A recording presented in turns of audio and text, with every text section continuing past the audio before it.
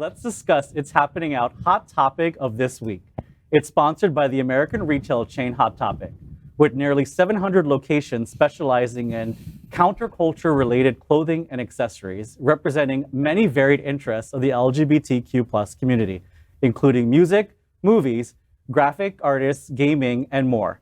Hot Topic features one of the largest collections of Pride merchandise that celebrates all aspects of the LGBTQ+ community. Hot Topic is a major supporter of the diversity of our community and supports many events, festivals, and nonprofit LGBTQ+ organizations. And that's why they are the sponsor of It's Happening Out's Hot Topic. Open an app like Grindr, and you'll be greeted with body-shaming phrases so familiar and cliched that straight people know about them, too. Like no fats, no femmes, gym fit only, I work out, and you should too. When Attitude magazine conducted a body survey in 2017, 84% of people said they felt under intense pressure to have a so-called good body. When people with shredded abs post photos of themselves and receive huge numbers of likes, things become trickier for people who are not so lean body. This week's hot topic is, summer is coming, and especially in the LGBTQ+ community, that means pressure to have a summer body. Does it matter? This is a funny topic. I didn't know that we were going to talk about this, but me and Chris actually got featured. Did you not read the notes? No. You didn't read the show frame? Wait, no, I didn't. I didn't. But it's funny because Chris and I were featured on Attitude magazine for body positivity, and we were like, we're going to be like the bears and the fat boys, and yeah, we got such bad backlash over it, saying that we weren't bare enough. Yeah. And we weren't thick enough, and we weren't hairy enough. And I was like, shit, then what is up to standard anymore? You don't know what a summer body's supposed to look like, because it all depends on what other people think your body's supposed to look like. It's all body policing. I hate saying it, but especially gay male culture, it is nothing but body policing. That, guys, we have terms for these. Telling a straight person, sometimes you'll make a joke, right? I remember when somebody was doing something, and I was like, oh, they're such an otter.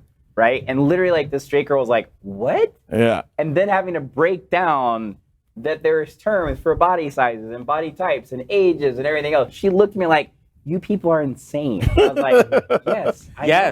I know this is an insanity that I just have learned to live with, but this is our world. And I would love to say, especially when they do things like this, Attitude especially, I would love to say body doesn't matter. But I've read a lot of issues of Attitude. They do not have that much body diversity in their own magazine. Mm-hmm. And it's of all the people to do something like that, I'm like, really, you guys? Because you don't even have that many bodies that are different. So it's it does matter. And it doesn't matter to me. I have the body I have, and it's whatever. It's I'm 43. You're going to get whatever body I want to give you, right? I don't care. But the thing is, I see friends that are younger and that are single, and they worry about it constantly, and they're concerned about it constantly, and they talk about it so much that it's this should not be the thing that runs your life. You worrying about missing the gym or eating a certain thing or getting your macros or things it's there's so much more to life than these things. It's kind of like in the Mean Girls scene in the movie where they're in front of the mirror and they're like, oh, my nose and my chin and, my cheekbones and stuff like that. We're so critical of ourselves. And I know I am as well, because you won't catch me shirtless anywhere, except if it's the beach or the pool, and that's it. In Eagle, when they, take off their shirts to go into that other room, and stuff like that. I would never do that, because I'm just not comfortable with being shirtless in a crowd full of judgmental people who are going to be like, oh my gosh, you're so fat, or you're this, or you're that, because you're never good enough. Well, we kind of brought that on ourselves. And so we talked earlier before the show about how everybody takes a journey. Everybody starts at one place, and then you try an inch, and then you realize, hold on, I'm good at this. I'm beautiful. Let me try another inch. And before you know it, your mindset has changed. I shared on the show when I fell into leather and fell back into leather, and winning the title here, being told I wasn't leather enough, I wasn't bulk enough, I wasn't Caucasian enough, I wasn't this enough. What makes that enough? What standard are you setting at? Because that doesn't change who I am as a human. Mm-hmm. And so we have to then push back on those normatives and say, you know what? I exist. And I would challenge you to realize how beautiful you are. Because just like you, I had come from a progression in place where I never liked my body. I didn't like taking off my shirt. But the moment I realized I could, and I could still breathe in that space, I can still walk around in that space, I can still order a drink, you couldn't keep clothes on me. So I encourage you to take that moment, whatever that feels like to you, whether it's unbuttoning up a shirt, because society norms does not have to have a home in your brain and your heart unless you allow it. And so we can push back on that because you're beautiful. Again, it's amazing to hear how all of us probably have a story about when someone said we wasn't this, we wasn't that. But guess what? At the end of the day, we're still living and breathing in that space and still being amazing human beings and all of that looks like. Yeah. And therefore, hashtag enough started because you are enough as you are. You are enough as you are. And no one can tell you differently. And push back on that. Yeah. So I have a big dick and that's not fair. Go ahead. That's all I wanted to say. Oh, okay. I also want to like say it. They can't tell that from a shirtless body. They don't know that. Listen, you have your nipples all over. You only know that because I showed you. But pause, you be on this show with the. I don't even want to shirt because I knew I was going to sit beside you to show my little bit of muscles. Don't do that. You should have worn that mesh shirt tonight. You should have to show your nipples through the mesh. Yeah. Next week. Okay, so what I'm gonna say is that I'm probably the least in the gay culture than anybody on this panel, and there is a reason for it. There is a reason for it, and it's from what your friend says about like you got a name for all the stuff that you have learned to live with. I choose not to live with it because when I go into a gay space, in general, I feel all of this, and I don't feel like it's necessarily directed towards me. I see it directed towards everybody else. I see the body issues, I see eating disorders, I see like the way that people are so insecure about the most ridiculous things, and I see what they idolize. And I say they, I mean, I'm part of it as well. Like I can be in it for a little bit, but I have to get out of it. I can't stay in that space. And I find a lot of comfort in straight male culture. Like that's who I identify much more with. And straight dudes don't obsess about these things in general. There are some, of course. They do. They do. Well, I'm gonna say there are some that do it for, you know, if you're obese or whatever and you feel a certain way. But in general, I'll say that the crowd of straight males that I hang out with, they'd be like, you know what, I'm fat. Whatever. Like it's not something that eats at them and they decide whether they're going to work out for something. So I do not think that the issue with this, like seeing people who are really fit and beautiful and whatever, that if that is causing pain inside of you, that means that you haven't worked out your own mental issues, your own mental health. And that's the key to it. It's not about shaming anybody else or saying, this is what they're doing, this is what they're doing. It's you have to figure out within yourself what is of value to you and loving yourself, and then none of this matters. Yeah, that's what I was going to say, and I'm glad that you brought that up because it's so true. Like, especially in my, like I identify with the straight community a lot more. Like when I go into a gay bar, every day I'm like gobsmacked. I'm like, wow, this is like ridiculous. Where you don't see kind of those like abnormalities in the heteronormative like experience, if you will. But I understand what you're saying because Chris and I, we struggle with this brain like with, am I big enough? Am I fit enough? Am I fat enough? Do I need a belly for them to like me? Am I coming into this bear world where like I'm hairy enough? If I go into the heteronormative world, like, am I like society, am I like universally hot? You know what I mean? If I end up in a magazine, I'm like, people are gonna think like I'm trying, I'm being so much, I'm being like about myself. When it was like a feature they gave me, you know, it's like your brain starts to fucking make like these weird like assumptions when the reality is like, are you happy with yourself, dude? Like, are you healthy? Because that's where it comes down to. Well, I used to say to myself, like, am I getting laid? Yeah, I'm getting laid. Fuck what I look like. I'm getting laid, bitch. Like, but hetero men, I'm sorry, but hetero men do the same thing. They work their muscles out to get that, to be eye candy for the women, to be the on the arms of the pretty girl, to attract the most prettiest in the room. So we got again, let's not find ways to divide, but realize this is a human issue. Period. Yeah. And they get married, and they go. When we get married, we still look for open relationships. We still look for polyamorous, and we're still hung up on that bullshit. I think the other thing is, you know, I'm a fairly confident person, and I used to be much more deeply insecure than I am now. And I think the biggest insecurity is I've always been like, oh, well, I don't have an ass or whatever. And I think that increasingly, don't don't laugh at that. But You're part of the problem. You're part of the problem. You're judging him. I've never looked at Max's ass. I mean, either. It's just that you're thinking about that. But I think that's always been like my thing, right? That's always been so like a big insecurity of mine. And I think increasingly I realize, that especially as I've been single, and I've been single for a significant amount of time now, that it's just sort of all fallen away, and especially since he was 12. Your life isn't a significant amount of time. No, since I was like 13. Yes, I was absolutely. almost continuously in relationships until I was like 19 years old, and That so this sounds is the longest nice. that I've been single.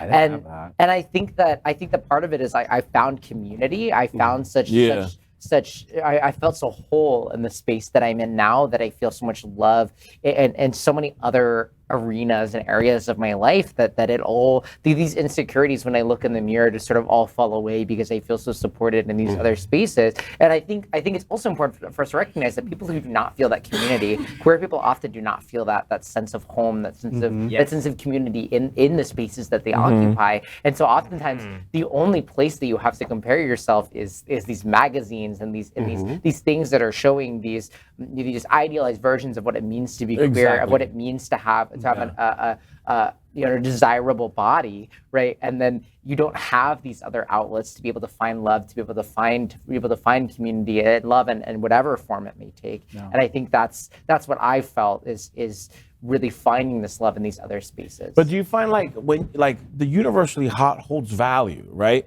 So you feel less than because that person next to you that is hot just gets the attention, gets the jobs, gets the magazine. You know what I mean? Yes and no, because the problem for me is that when you think about the universally hot person, right? The way I've always looked at it is, and this goes for anybody, if your entire life is based on that, sure, they may get a job, they may get things, but when your entire life is based on that, that also means that what is your life based on, right? And I think about that a lot with social media, like very often.